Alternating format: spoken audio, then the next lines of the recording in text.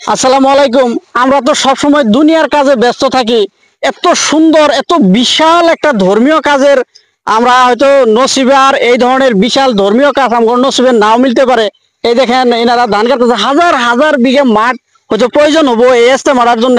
Darrang district টাঙ্গি চাইলি ইস্তেমার মাঠ এটা। তো এনো কাজের জন্য মানুষের অতি প্রয়োজন হয়েছে। আপনারা হয়তো নিজের কামে সারা জীবন তো নিজের কাজ করলেন, একটু আসেন ধর্মীয় কাজ করেন। তো না করে জিগাই আসসালামু আলাইকুম।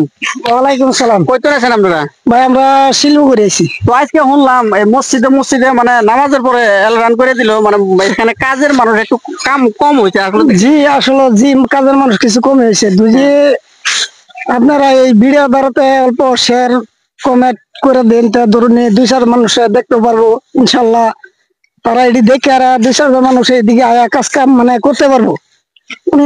সব হইব, সবার জন্য হইব। এই দেখেন ছোট্ট একটা বাচ্চা, তুমি কই থেকে আইছো?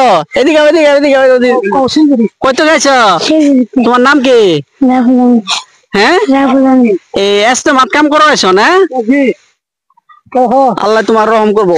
তো এই ভিডিওটা এমন শেয়ার করবেন, হয়তো আপনারা শেয়ারে এমন একজন মানুষের কাছে ভিডিওটা পৌঁছবো, এখানে উনি তো কাজ করব কর্ম করব।